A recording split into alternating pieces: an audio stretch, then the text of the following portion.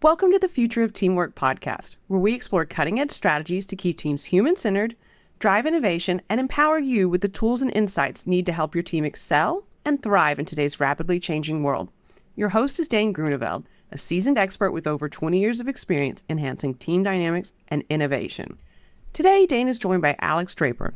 In 2015, Alex founded DX Learning, a company committed to eradicating workplace toxicity.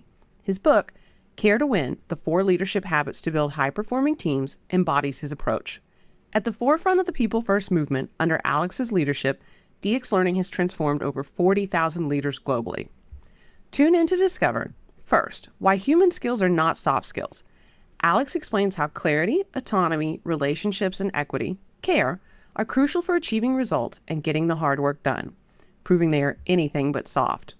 Second, how bias and threat scanning affect teams. Our brains constantly scan for threats, leading to biases that can hinder trust and collaboration.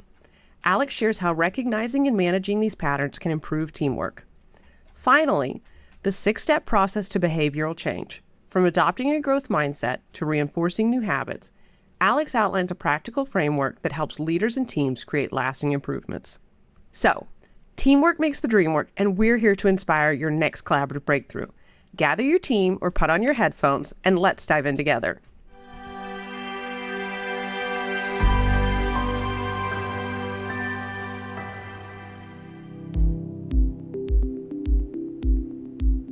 Welcome to the Future of Teamwork podcast. My name's Dane Groeneveld, CEO of the Huddle 3 Group, and today I'm joined by Alex Draper. Alex is the CEO and founder of DX Learning. He's the author of Care, 4 Leadership Habits for High-Performing Teams. So it's a great topic to be diving into today. And he's coming to us from a log cabin in Wisconsin, which also sounds cool. So Alex, this is going to be a fun conversation. Hey, Dane. Thanks for having me. You bet. So maybe you can bring our listeners up to speed on some of what you've been sharing with me about your journey with DX Learning and now the book that you've just recently published.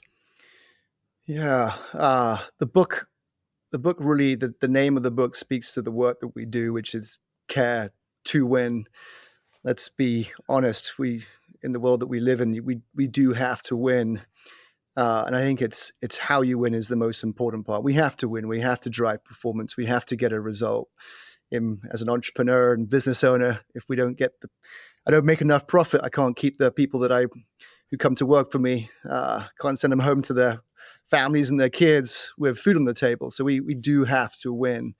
I think the most important part is how. So the how is care. It's how do we drive the people first, human-centric movement in a world where AI will never care? Humans do. So my passion and my life work is about, how do we care for each other so that we win? And care is not the cuddly type of care, as you might think about it. It's the human skills to get the hard stuff done.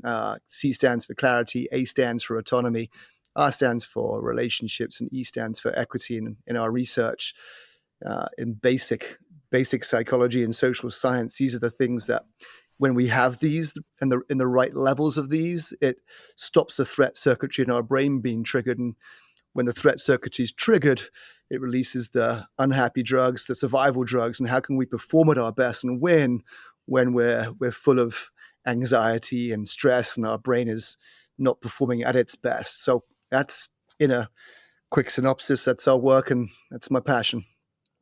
That's super neat. And talking around threat circuitry and unhappy drugs, how did you come by that body of work, and where did you start running into it first?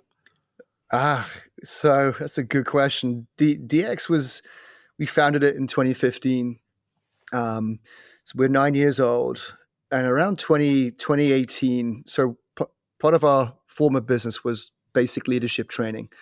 And for any business owners out there, just a degree of empathy. We were in-person only leadership training up to March 2020. And the world came tumbling down when I got a series of clients calling us saying we're canceling it. And as you can imagine, it was one after the other. Yeah. But our former business was in-person only leadership training. And we had one of our simulations where you basically drop leaders into it, and it's a pressure cooker. You unearth people's natural tendencies, the good, the bad, and the ugly. And after watching thousands and thousands of people go through this program, you start to see some common themes as to why people were failing in the simulation. And it was I then hired a head of psychology expert, and we just started to analyze, well, what is causing teams to fail from a leadership point of view. And we just started to see common themes of it's that setting expectations, people getting really upset as a team member when they don't have the clarity that they needed.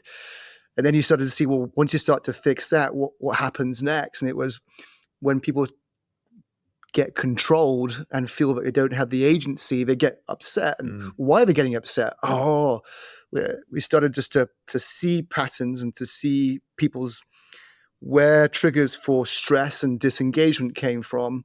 And you saw it was clarity, you saw it was autonomy, you saw without a sense of human connection and trust, people, you could see their brain triggers, which ultimately led to whether someone felt this team was fair or not, which got us to equity. So while we didn't call it clarity, autonomy, relationships, and equity, we saw it was around ambiguity, lack of control, lack of connection, and perceived unfairness. And then we just sat in a room, probably with a few glasses of wine, and we're like, "Ooh, that sounds like clarity." And I'm like, "Oh my god, that spells care," and that's nailed it. And that's where we're like, "Isn't that cool, care?" And that's where it was born, just out of pure evolvement and a little bit of luck. We got to where we got to.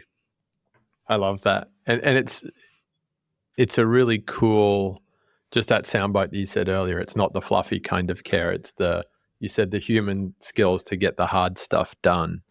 That's really meaningful. I've seen a lot of people talking about soft skills being tangible skills, but I think this is actually going to the next level. And I say this a lot and I speak to it a lot. There is nothing soft about human interaction and leading human beings. We've got to stop calling them soft skills. We've reframed it to human skills, because in the technology revolution that we're in, and for me, that's what we've got to double down on, is humanity and human skills. And there's nothing soft about leading human beings. No. I really like also the way you explained that it came from a place of ambiguity. I was on with another guest, actually just this morning, and they were telling me about a platform called Talentism. Have you come across Talentism? No. Okay, so it sounds cool. I've not used it, but they said Talentism helps people move from confusion in a business, so ambiguity, to clarity. And it is a data-driven approach of finding those points in the organization or team where confusion exists, so that you can have interventions to remove the confusion and create the clarity. Yeah. So it's a very different way to think about designing work, but it seems to be very much in line with where you're getting started. Agreed. And just continuing that line of thought. So the where we're going as a business is to understand what gets in the way of team dynamics and trust. And if you think about it, there's what people get from the team and the team leader, and there's what people need. The bigger the gap between what I get and what I need, the more threat circuitry is triggered, and the more I'm in a space of I can't be my best and I can't do my best. So think about that when it comes to clarity.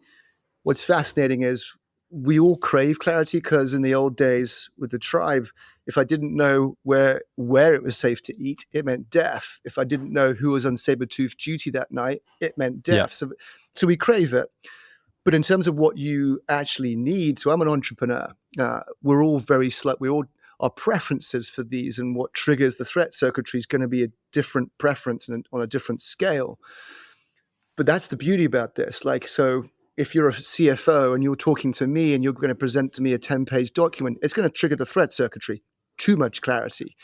Now, yes. I'm a low preference entrepreneur, but I can revel in ambiguity. I weirdly quite enjoy it, but I'm a unicorn. So when I'm communicating with my COO, if I give her what I'm comfortable with, which is one sentence, because I can roll with a sentence. You give me one sentence, I'll figure stuff out. But that one sentence to her would trigger her threat secretary, because she's like, well, I wanted a 5-page document. Same with autonomy, man. It's like some people when it comes to control. Some people need a lot of control. Some people don't need much. Same with relationships. So it's that spectrum between what I get and what I need, where we all can work on every single day. And just think about everyone that you communicate with my kids, with my wife, with the Yeah. soccer team that I coach. Are they getting what they need, and how do I close the gap? I really like that framework. I hadn't heard of it in that way, but having played with some of the different instruments, the discs, the MBTIs, it makes total sense. And it also kind of resonates with that whole 5 love languages too, like knowing what someone wants rather than giving them what you want, which is where things often fall down in relationships. It's the old, what's that old golden rule of treat people how you want to be treated, which is reframe that to simply live with the mindset, treat people how they want to be treated. Yeah. But which goes to show you can't build a common framework to say this is how we have meetings or this is how we have tough conversations, because everyone's different. And that's really, isn't that the beauty about what we're trying to get at here? Create a simple playbook that we all can use, regardless of generation, regardless of diversity, regardless of circumstances. Give you a simple playbook, and within that playbook, understand that there's different preferences. But I think I'm a fan of the saying, simplicity scales, complexity fails. And I like that. We've made communicating and engaging with human beings really, really complex. My industry's done a terrible job of just simplifying human interaction. Yeah, that's interesting. So, and when you say your industry, Alex, is that the learning and development industry or HR, or how do you bound that? Yeah, it's the leadership development, talent development industry. Low barrier to entry, zero barrier to entry. There's about 1,000 models. There's 3 million books on leadership. I mean, we're the people that we serve, our managers. I mean, they're exhausted. And every year they read the next book and go, well, is this the next thing I'm supposed to be doing? But you didn't really master the previous thing. So it's like, well, I feel we just need something that's evergreen, that's going to stand the test of time, like the love language, just to galvanize human beings. Yeah, I think that's great. I didn't realize there were that many business books. I knew there were a lot, but 3 million. And you hear the stories, don't you, of, we got a new CEO and they came in and this is their favorite book. So we're all now having to read it and work with it, which is so draining. Yeah, until the next book comes along. Yeah, absolutely. You also talk about fairness. So, equity's been a big word in the world this year with Sherm's positioning on it. And yet you're coming at equity from what seems like a more universal kind of value of fairness standpoint. Tell me a little bit more about how that's been playing out for you and what you see transpiring in teams right now. Yeah, it's a good question with the current environment. So our definition of a dimension of equity is to adapt to the unique needs of the individuals that you serve. So it's which in its purest sense is very human, very simple. We're not going down what I would call as the DEI route, although we are, because when you adapt to the unique needs of the people that you're working with, you really are being inclusive and leveraging their diversity. But we're putting the simple leadership and communication doctrine of just adapt to the unique needs. Now, how would you know what makes them unique if you haven't built relationship with them? Well, you tend not to build relationships with them and get to know what motivates them, what their values are, because we haven't given them autonomy. And why do we not give people autonomy and give us the time of day? Because we don't have clarity. So that's sort of how the care equation works. But the biggest struggle that I have, so I'm part of Vistage. I'm both a member of Vistage, so it's a great peer group for CEOs. I also speak. So I did 16 sessions this year. Yeah, I can just see it when I open up the equity section of care. I see the emotional challenge to what it is to the CEOs that I'm talking to, because I know where they're coming from. Our experiences with the word equity have probably polarized us more than we need to. So I understand, empathy. I think we've gotten maybe a bit lost. And what we're trying to do is put a very simple human frame of It's what you can control is how you adapt to the unique needs of the people you're communicating to, and that's we're trying to make it that simple because that's something that we can control. We can't control the system. It's almost like Covey's sphere of influence: control what you can control. You Yeah, can control adapting to the unique needs. that's neat. So it's a real call to action for the leader in the team or the team member on the team to serve those unique needs Yeah, of their team members. yeah. And if your unique needs aren't served, right, there's a one size fits all approach, or Yeah. you make a sweeping assumption that, you're this person because you look like that. So I'm going to assume that you're that. Then that leads to that trigger of unfairness. And in the brain, when unfairness is triggered, it's disgust is what's felt. So we're just trying to lower Yes. the disgust um, by people by people feeling, I hate to say it, seen, valued, and heard. Yeah. And I really like this framing, Alex, and it makes me think back to what you shared on clarity too, that some people are going to be really high on fairness and some people are low. It makes me think of my 12-year-old, 13-year-old son now. He has a massive, massive expectation for fairness in everything, not just in his life with his siblings and parents, but when he looks at things out in the outside world, he's like, that's unfair. I hate it. It's just a very polarizing response Yeah, to what he deems as unfair. So I would imagine you see that in teams too. yeah. I mean, whether it's a team is a family unit. I've got a 7-year-old and 6-year-old. You've got your Yeah. 3 children. Yeah. That's a family unit. That's a unit. That's a team. I coach soccer. We both played rugby. That's a team. Mm-hmm. My DX team. That's teams. I mean, teams are just made up of human beings. And I think it again goes to we all need to win. For my soccer team, I hate to say it's winning. Hopefully Yeah. not badly winning, but like, if you lose, you lose. For my kids, it's making sure that they are learning, growing, and developing. For my team, it's making sure that they have food on the table and they can go home to their families, being present at the dinner table. We're all trying to win at something, and I believe we're more. No, I don't believe. I know that we're more likely to win when our needs are catered for, and there's no one size fits all approach Yeah. to that. That's brilliant. And let's dive in a little bit more on winning, because I think I even butchered the book title when I introduced you. So Care to Win.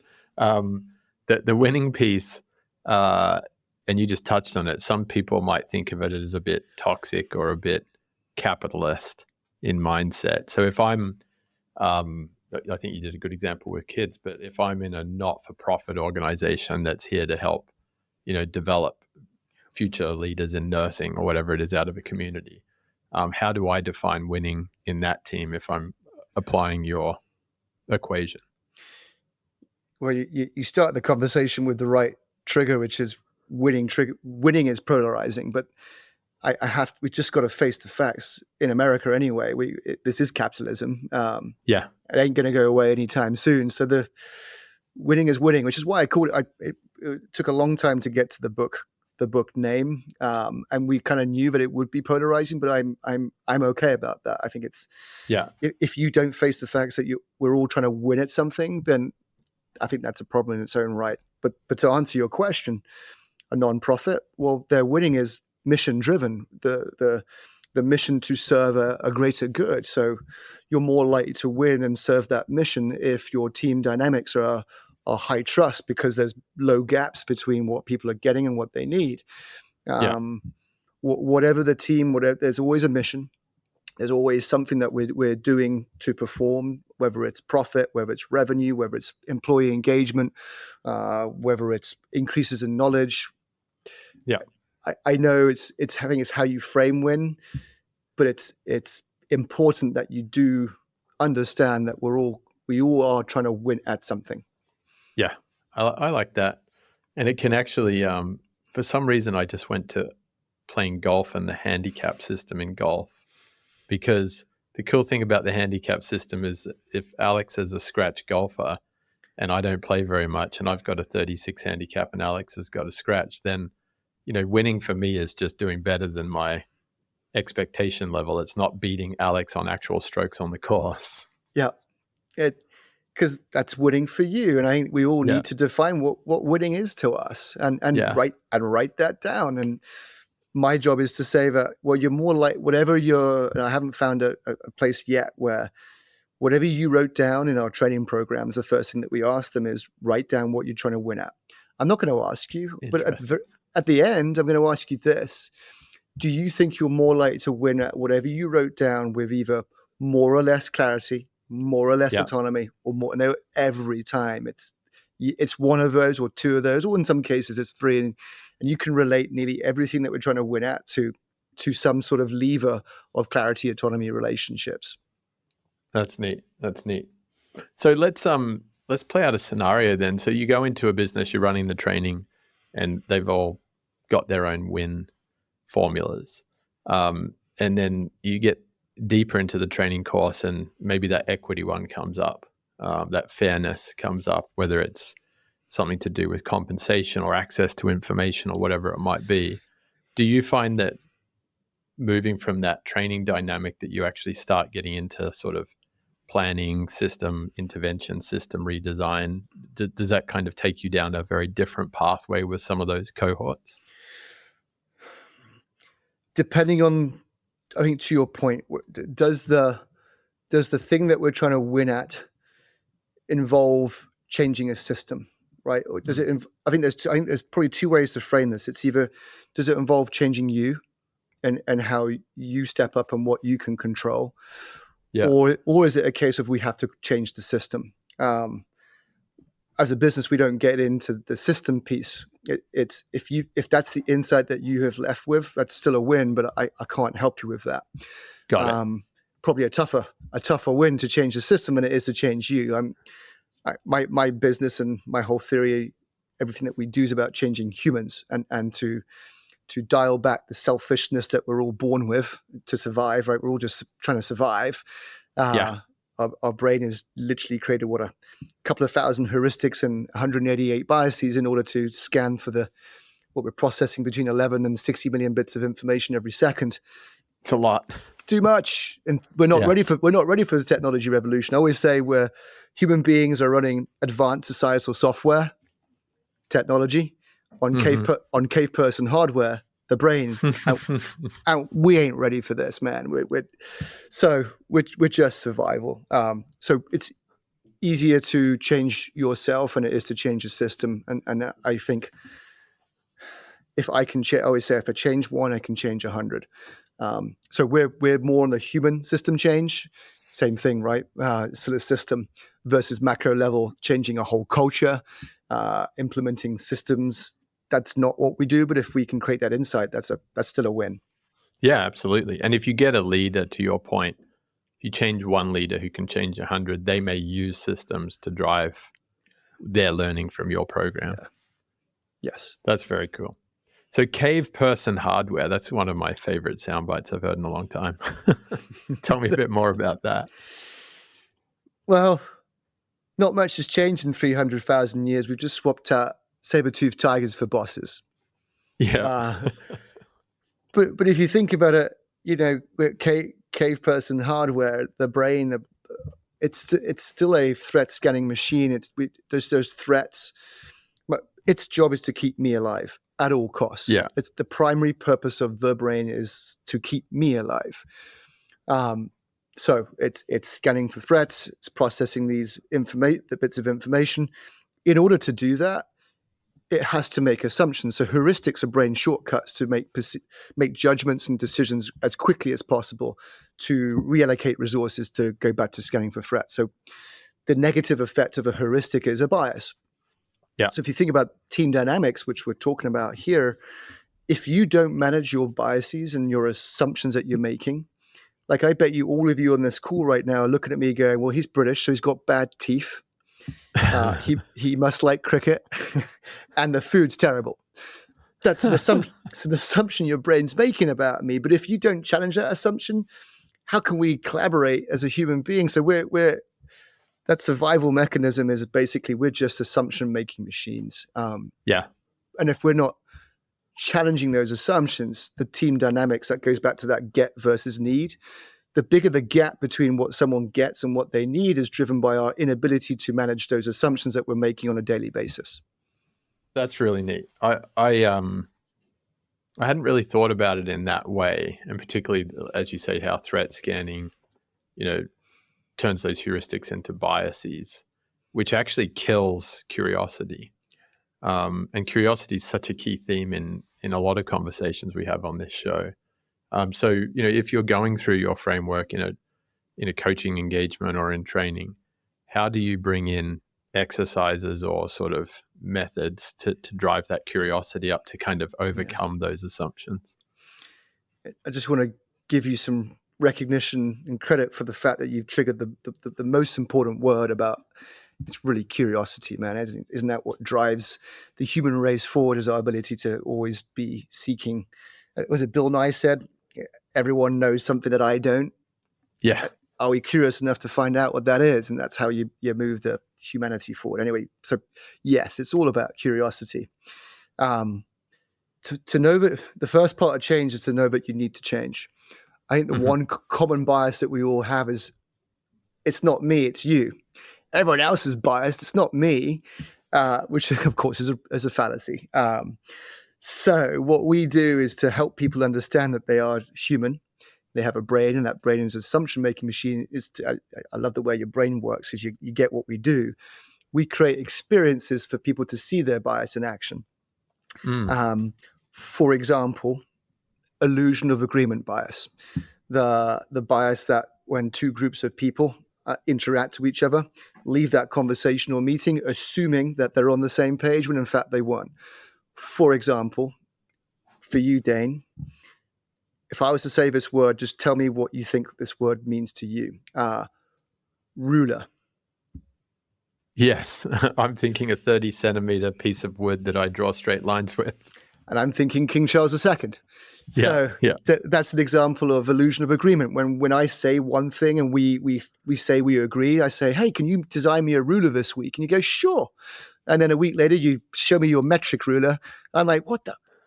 And but that's the illusion of agreement bias. Another one that really is a challenge for all of us, the law of least effort. For example, Victoria, my daughter, she knows how to tie her shoelaces, but she's always late for softball. So when she comes down the stairs and she goes, Daddy, Daddy, in her American British accent, she goes, Daddy, Daddy, can you tie my shoelaces for me? What does a typical parent do?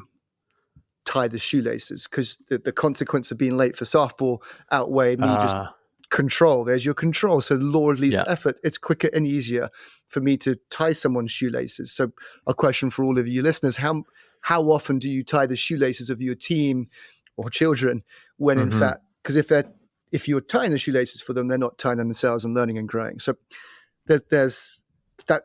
What we do is we create experiences that allow people to go, holy moly, I never saw it. I am biased. Because you can't change and close the gap unless you realize that you are an assumption-making machine. So we help people see the fact that they're assumption-making machines and go, I never knew that. That consciousness, that creates the curiosity. That's awesome. That law of least effort is very interesting. Again, guest I was on with today was talking about this concept of dive bombing her team. And she was like, sometimes when the going gets tough, I'll just jump in and start working on something with them. Right. But that's tying the shoelaces when I put the two together. And she was saying the problem with that is I think I'm helping and they're all sitting here going, oh my gosh, the boss just jumped in and started doing my work. Does that mean they don't trust me, believe me? They've taken my autonomy away. This isn't how I do it. And it just creates churn and discomfort. Oh, we call that the anchoring bias. It's when I speak first, just because my brain's telling me, go first. It's easier for you to go first and go last. But when you go first, you essentially anchor the team. So the anchoring bias. And when you anchor a team, they're less likely to speak up and challenge the status quo. So all of these is just the unconscious way the brain works. It's the unintentional consequences of being human. But unless you're managing those unintentional consequences, then unfortunately the team doesn't get what they need. No, they don't. And I would imagine that that's going to create, we've had a number of guests come on the show and just talk about how we're overworked and we work around a lot of people and problems and systems in business. So I imagine that's draining a huge amount of energy from human energy from our teams. But I would then go, are we overworked, burned out, and stressed? Because what's the actual root cause of that? And I can guarantee you 90% of the time it's clarity.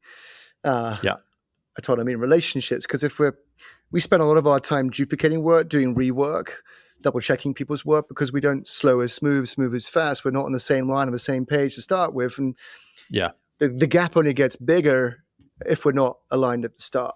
And I personally think we're burning ourselves out. That's, I think you're right. I was actually on with my coach earlier today, and he was asking me some of the things that I'm setting out as goals for next year. And I said, I don't want to work as many hours in the week. And he was like, you're terrible at that. He goes, you work because you feel comfort in working. You feel like if I'm working hard, then I'm managing, all of the potential threats and, optimizing for what's in front of me. And so that to me is my coach calling me out for not being clear. and as a entrepreneur, it's, I can't speak for everyone. I think that's called the illicit transferent bias, where we assume when one person acts this way, it means it's the same for the whole group, right? All rugby players are thugs. No, we're not. But it's as entrepreneurs, the speed that the bias for action probably usurps our ability to take a step back and really think things through, and get clear up front. It's just the nature of being an entrepreneur and leading small, fast-growing teams. Yeah, that's very true. That's very true. So when you're doing these exercises, Alex, in a group environment, are they role plays? Are you doing simulations and videoing people so they can go back and watch themselves? Like, how do you create that real aha moment? No playback, no role play. Here's what I've learned in doing experiential learning for 20 odd years is when someone can blame the system, when someone can blame an algorithm, when the failure is not me, it's something else, then I'm less likely to change. So everything that we build, the only thing that creates the failure or the mistake, no failure, well, and sometimes mistake, or you get to see that bias is because it's you and you alone. And that's what I've learned. And that's my challenge in my industry and the industry in general is a lot of scrap learning, a lot of tick box stuff, but doesn't get to the core of someone's not going to change unless they have first come up with, bought into the fact, autonomy, that they need to change in the first place. And again, survival, any excuse for me to not change, because no one likes to change, right? No one likes to change. Any excuse I can give that this is not me, it's not me, it's someone else, right? So it's self-awareness. They ain't going to do it. So everything that we do, all the activities per se, is always built around creating an activity where the single source of failure is the actual person themselves. And they go, interesting. God, I do that. Damn it, I do that. You tricked me. No, I didn't trick you. It's you. So I like that. Yeah. So is that sort of a lot of introspective reflection work that you'll give someone a piece of work to do, they'll look at it and they'll sort of write it down and then sort of talk it through with the group or with you as an individual, as a coach? Yeah. So our learning paths are, you can't change the world in a 1 hour, 2 hour, 1 day experience. So think of just basic learning. Our job in the spectrum of learning is step one of change is, in fact, we've got a here's our 6-step learning process to change behavior. Let's have some fun. So step one is growth mindset, that's that curiosity, right? The knowledge and mindset that you're not there yet and you will never be there. So that's step one. How do you get people into that mindset? Because if you come to any event, any learning event, anything in the world, and you think you're perfect, then well, that's a problem. So I truly believe humility and vulnerability are the non-negotiables of the work that we do. So growth mindset, step one. Step two is self-awareness. Tasha Ulrich, who's got a empirical research, wonderful book, Insights, tells us that 95% of us think that we're self-aware, but only 10 to 15% of us really are. That's a problem. Yeah. So step two is what you see in the mirror, how much congruence is that with what other people see you? And again, the bigger they get, bigger the problem. So step one, growth mindset. Step two, self-awareness. Step three is acceptance. What we found is when you show someone that the mirror that they thought that they have is not the mirror that actually people see, that creates the threat circuitry and people get, oh my God. So just don't worry about it. You're just human. So it's the science of the fact that your brain is designed this way. Yeah. So that's step three. Step one, growth mindset. Step two, self-awareness. Step three, acceptance. Step four is best practices. For me, step one, two, and three is the permission to learn. What we tend to do in my industry is we go straight to best practice. Hey, here's the next best tool for providing clarity, or hey, here's leadership, right? But then they're like, well, I don't need this. What are you talking about? Because without step one, two, and three, you can't give them a best practice. So that now you can teach them. So step four is best practice. Yeah. Step five is relevancy and applicability. So whatever you're teaching, whatever the best practice is, if there's dissonance between what it is and how they can use it, that's a problem. So you've got to make it applicable. You've got to meet them where they are at. So whatever, I think this 6-step process can apply to anything in life. We've just applied it including to my us. marriage. I'm taking very close notes. Well, maybe that's the next podcast. Yeah, that's right. And the last piece is reinforcement. Big fan of James Clear, big fan of Charles Duhigg and the power of habit. It's about repetition. Yeah. So step six is reinforcement. My business, what we do encapsulates all six, but the secret sauce is step two, self-awareness. Right. But it's a journey. It's a journey to betterment, and I think our industry has got a problem. Is you probably either pick step four, best practice, or let's just get some scientists in and talk about acceptance. We need something that encapsulates all six. Yeah, that's brilliant. And you're right. Self-awareness and acceptance, they're tough. They don't come naturally, particularly when we live in this world where you're thinking, well, I don't want to put my hand up and say I've got a problem here. Goes back to your vulnerability as a non-negotiable. Yeah, but isn't that the problem of capitalism and the corporate America? And I can only speak to corporate America because it's just what I've done for the last 9 years. But it's the hero mentality that you got to be right. It's all on the leader's head, and I think that's a problem we've got to solve for. It's interesting. This year, I've moved through some very interesting transitions in a couple of my teams, and one were two words that I've used a lot more than, or in fact, I don't think I'd ever used them before, but I've used them a lot this year, is embarrassed and ashamed. And I've said that in a few meetings. Hey, I'm really embarrassed that we're here. I'm ashamed that I made that decision and, or hadn't raised this topic sooner.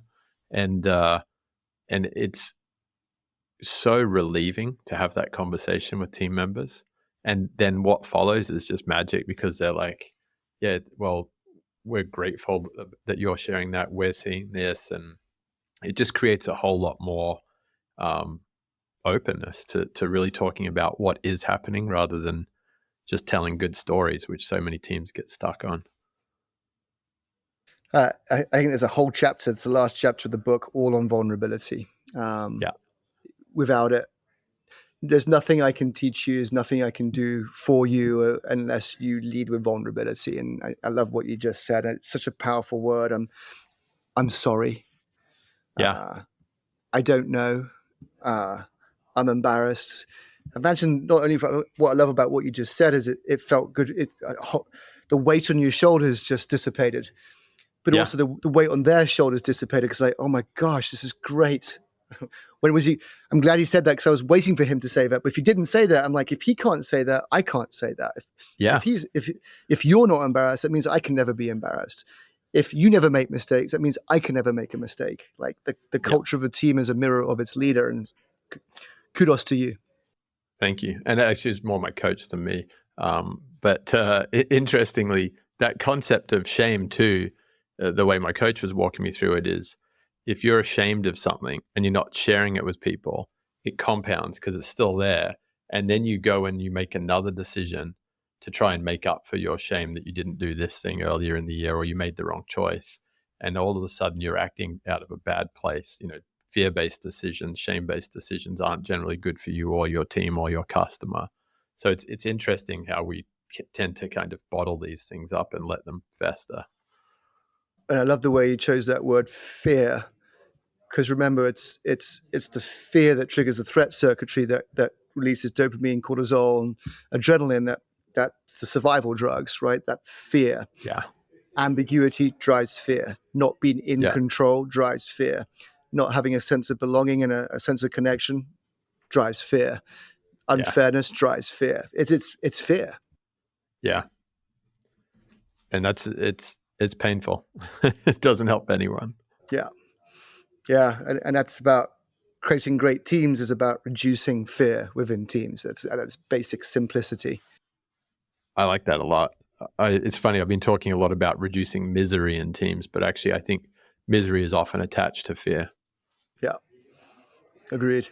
Saber-toothed That's very tiger. cool. Are you a saber-toothed tiger, or are you the safe blueberry to eat? Because if you weren't the safe blueberry to eat and someone else ate it, well, more for them.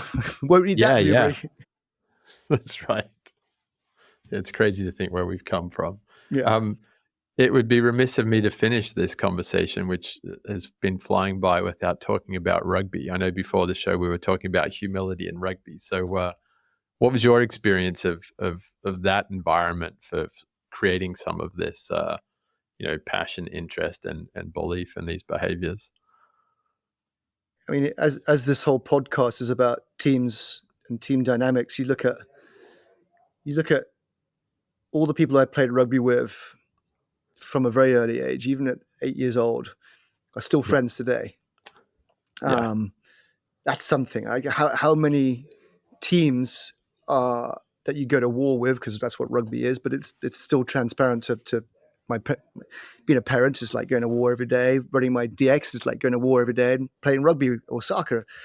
But there's something about rugby and going on that rugby pitch that you do get beat down. You do lose a lot. But it's that growth mindset of you get back up. You got your team behind your back. It's not about one person. There's no, in fact, in the teams that I've played, that arrogant, egocentric person kind of gets voted off the island pretty quickly. There's no room for ego in it, in that environment.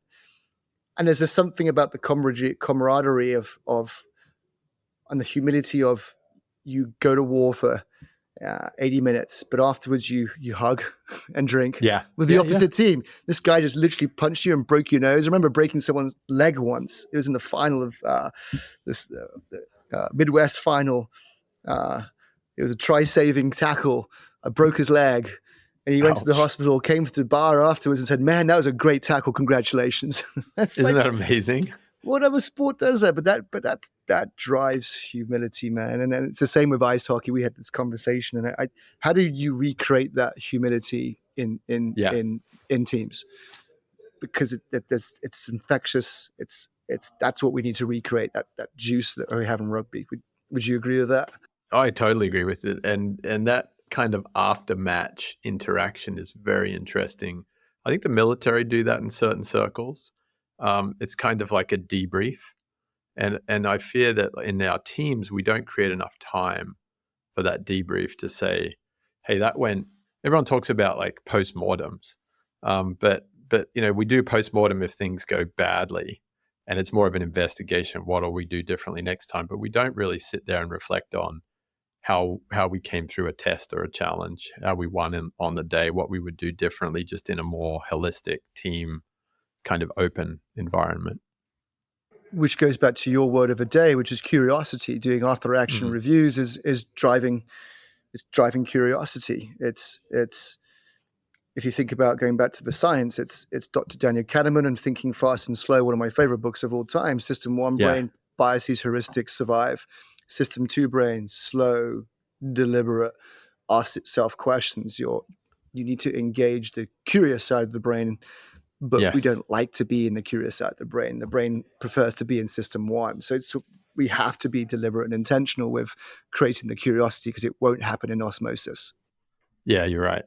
And actually, that's a great point. One of my coaches used to call them wisdom questions. When you're down there in your animal brain, ask a what question, because that part of the brain can't answer a what question. It brings you back up here and you're curious, you're moving in the right direction, hopefully.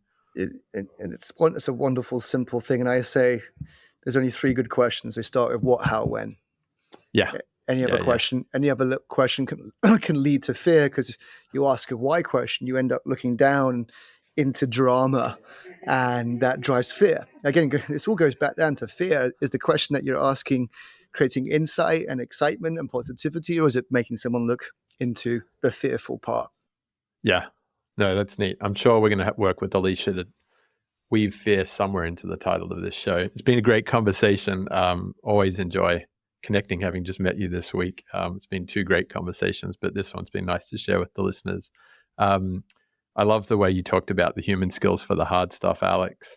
The context specificity, and particularly like what someone needs and what they get, and not creating models that are one size fits all, creating a framework that allows people to really be intentional about who they're working with. I think that's great for teams.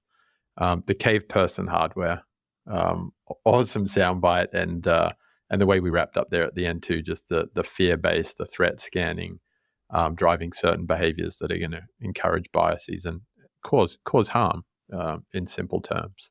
Thought that was super cool.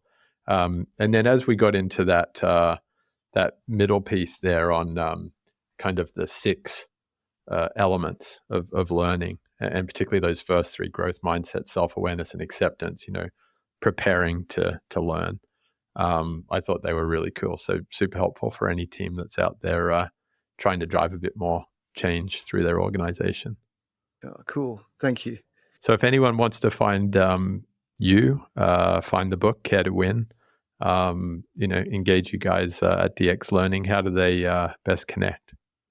Probably the easiest way is LinkedIn. So check me out, Alex Draper, DX Learning. I post every day and all of this stuff. So come follow me there. The book has a website. Either just Google Care to Win or alex-draper.com, and our company website, dx-learning.com. That's awesome. Well, enjoy the log cabin in Wisconsin. Enjoy the whiskey. And I look forward to continuing the conversation and friendship. Alex, has been great. Thanks for having me, and appreciate the insights. I always learn a lot from listening to other people, and I've also learned a lot today. So thank you. Thanks for sharing. Thanks, Alex. Thank you for joining us. Remember that by embracing vulnerability, trusting our intuition, and approaching challenges with compassion, we not only strengthen our teams, but also pave the way for a future where collaboration thrives. If you're hungry for more insights, strategies, and research on collaboration, head over to thefutureofteamwork.com. There, you can join our mailing list to stay updated with the latest episodes and get access to exclusive content tailored to make your team thrive. Together, we can build the future of teamwork. Until next time.